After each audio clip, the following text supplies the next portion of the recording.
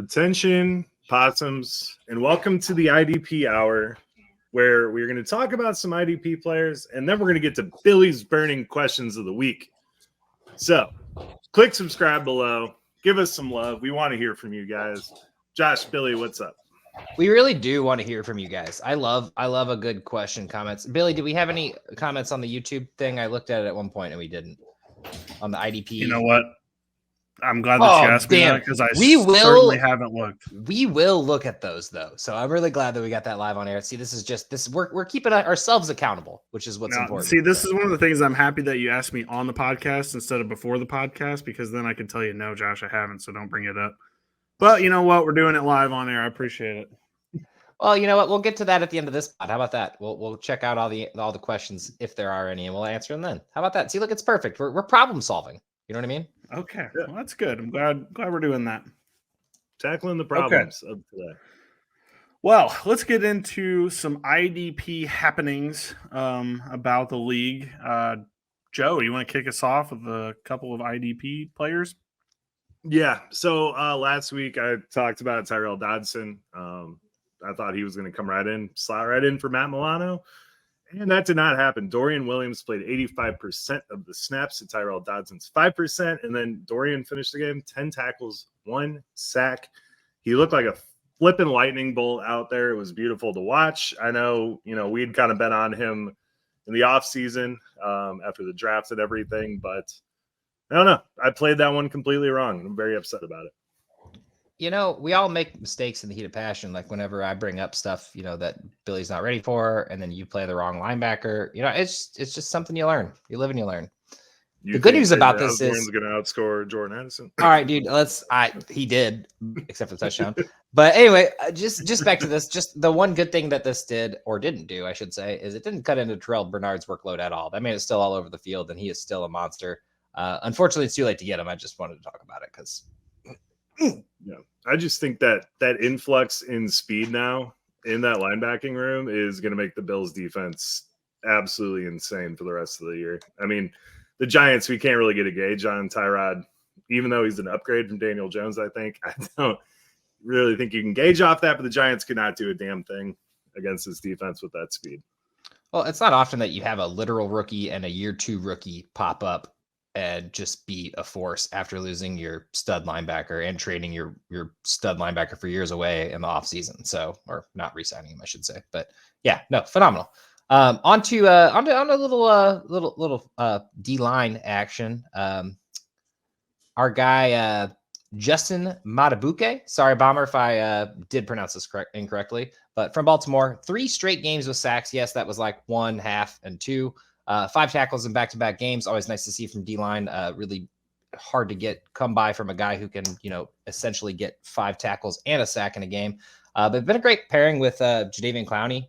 Really love to see somebody that can go out there and actually go get some sacks that are, and honestly, at this time of the year, it's really hard to find a nice, good D-line, like fill in if you lost one or if someone's just not performing. Son Reddick, just kidding, he's performing now, but, for a while he wasn't. So good to see someone. So just someone to keep an eye on, or just to go swoop up right now if you still have the chance. I saw him available in a couple of our leagues, and I'm probably gonna do the same unless you guys do it beforehand, which is always really unfortunate because we always talk about this, and then one of us goes and swoops up the guy we all talk about. So, and I wrote in our shared IDP sheet the guys that I was talking about this week, and I was like, "Damn it, they're gonna go," because I wrote these on like Monday. I was like, "Damn it, they're gonna go snipe these."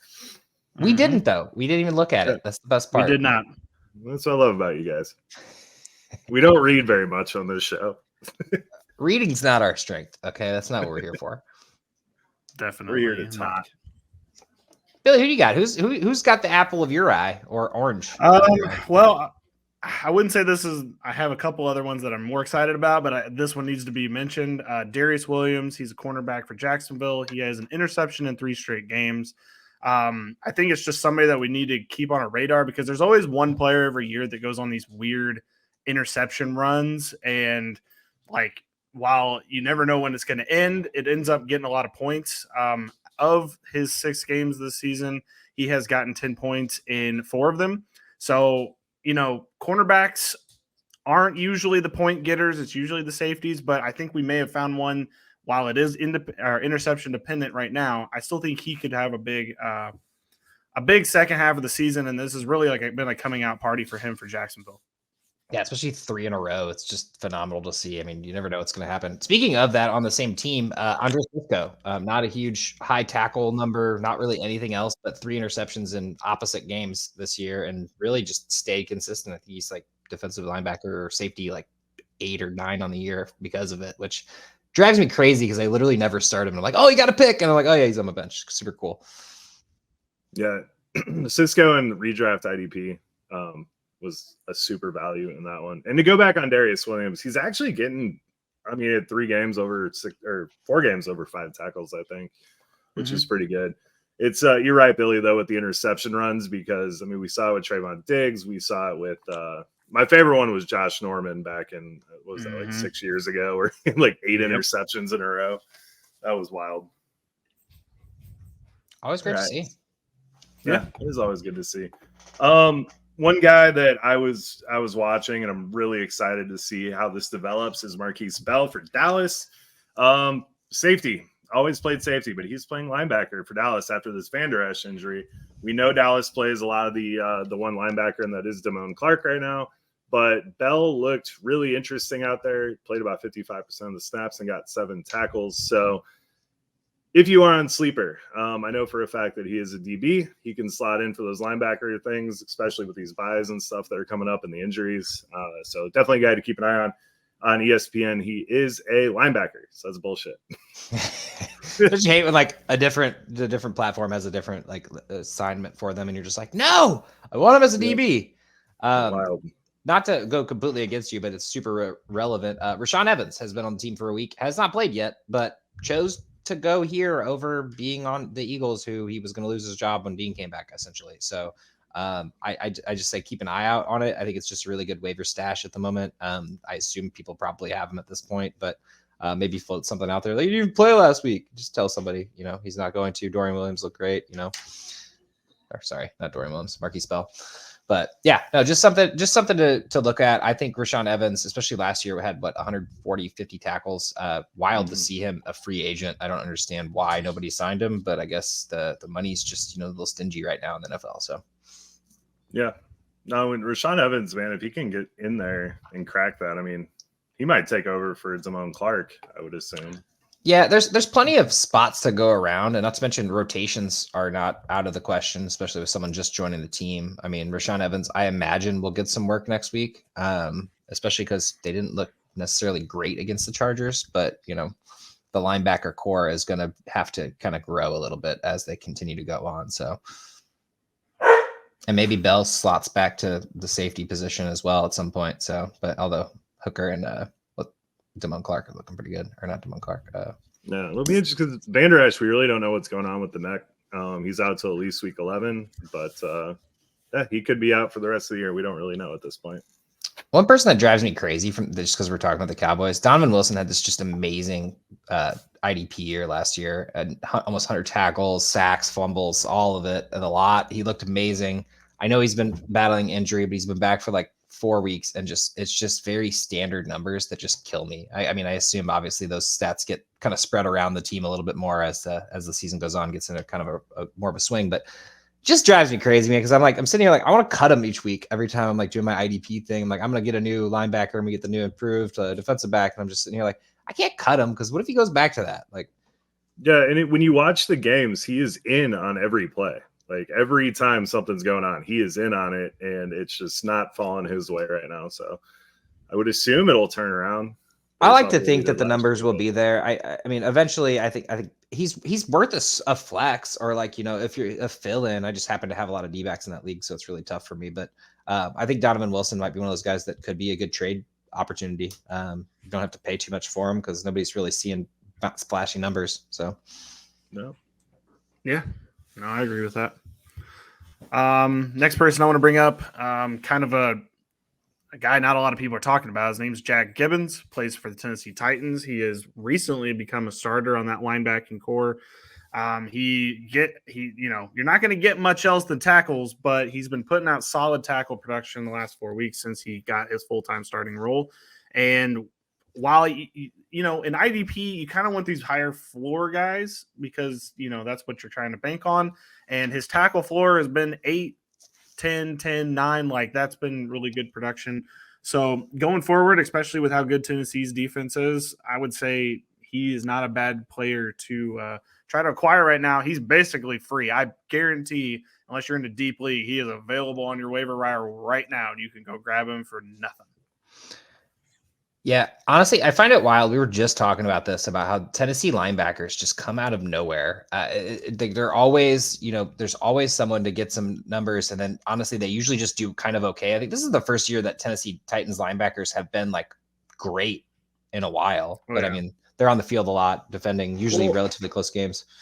And Al-Shaair is getting the main billing on the defense. Like he is the name. He is having statistically a better season, but like Jack Gibbons is having a decent season too, and he's just starting to pick up. And I think if people want to buy in, now is the time, because I think, especially this is his bye week, and I think going forward, you're going to get a solid linebacker that can at least plug a hole on a bye week. 100%. Great point. Sure. I mean, we heard I played this one wrong too. I thought Monty Rice was going to be the guy. We heard the rumblings in camp that Jack Gibbons was kind of studding out there. So, it shouldn't be a shock that he's doing what he is, but the beauty of the Titans are their offense can't score points. So you never have to worry about a team not running the football against them, which means lots of tackles for the linebackers. That's pretty consistent and should remain that way. They're also relatively close games still, even if they are losing. Like it's never like down by 30, maybe possibly, but at the moment it's been pretty close. So yeah. They're good enough. The defense is good enough, but they're not quite. And Derrick Henry, basically. It's Derrick Henry and the defense against everything. Be a cool band name. Solid. Derrick Henry and the defense. I want to nominate us talking about Bryce Huff for the Jets on the bye week this week. He has 2.5 sacks the last 2 games. And literally, if you look at his snap counts, in week 1, he played like 22% of the snaps, and he's all the way up to like 65. So they've added, I would say like 8.2% to his snap share each game. And he's getting way more involved now. Looks good out there. We saw a little bit of a flash from him last year, but it looks like it could possibly be a thing now. So if you have room on the end of your bench, throw him on there. Obviously, if you're in a dynasty or deep league, you probably won't get him, but name to look at for sure. Anytime you see back-to-back sacks, man, you always think, is this a run? Is this going to continue? I completely agree. I mean, this Jets defense they're stout, as we learned last week. Right, speaking of the sack run, how about Khalil Mack? Sadly, Khalil Mack run is what we call that. The Mack sack run. Yeah, no, he got a sack like immediately in that game too, which was just phenomenal to see. And didn't do a whole lot after that, but just nice to see him, come back from that 6 sacks. I think he heard us talking like that'll never happen again. He's like, no. It'll happen again. So, the Chargers, tough that he couldn't, he's not going to be able to do what he did in that one game ever again. Yeah, they have a very sackable schedule coming up though in the future. Sackable. Yeah, Mahomes not so much. Mahomes is like unsackable, but then you got Chicago Jets. Jared Goff's basically a statue out there. Although he's playing really good, he can be sacked and will be. And then Jordan Love just doesn't know what to do. And then Lamar Jackson, I mean, he's almost unsackable at that point as well. But, sometimes he walks right into a guy. So you're talking about Mac right now? Yeah, I'm talking about Mac just in general. Yeah. Sorry. Start him against the Bears. It will be the revenge game, and Tyson Baggett might die. Or Hope and Fields is back by then, but he also might die during that game. So on to my guy. We talked about this guy a couple weeks ago. Super exciting. We were super excited about him. It really didn't pan out at the time, but it is now Sidney Brown season. So I don't know if you guys know, or if you've noticed, the Eagles are just trash against the pass this year. It's because we're on our 9th or 10th defensive back.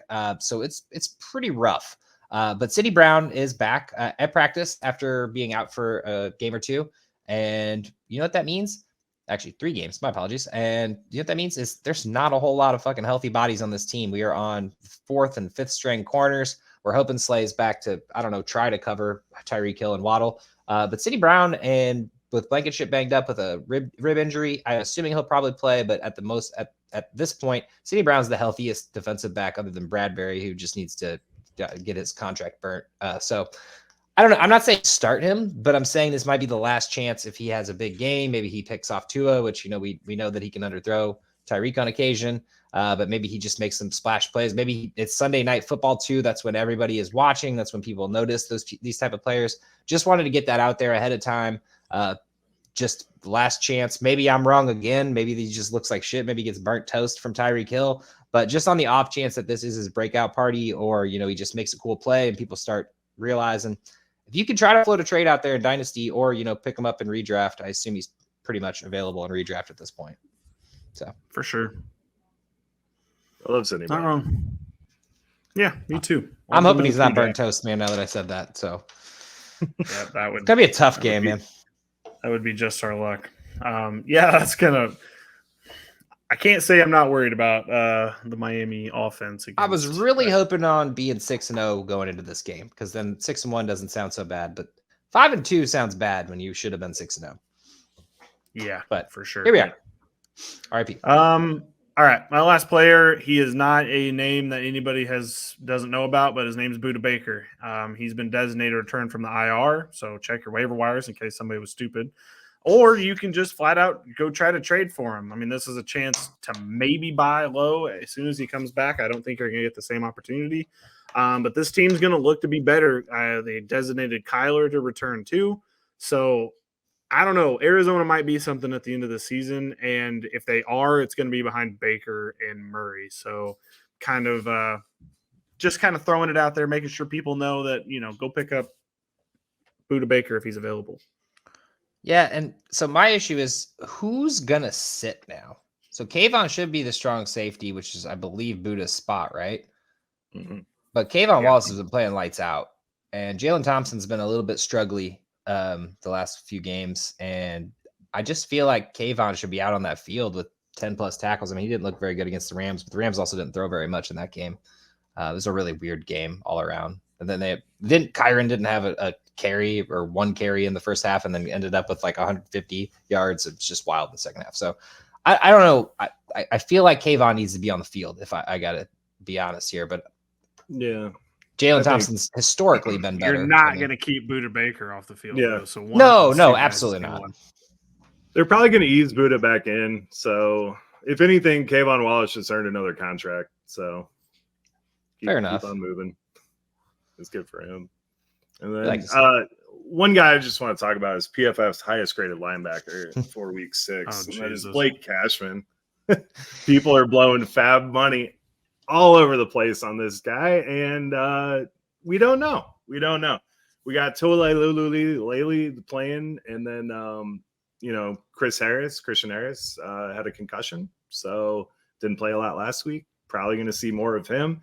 It's a risky proposition to spend that kind of fab on a guy that might not have a job.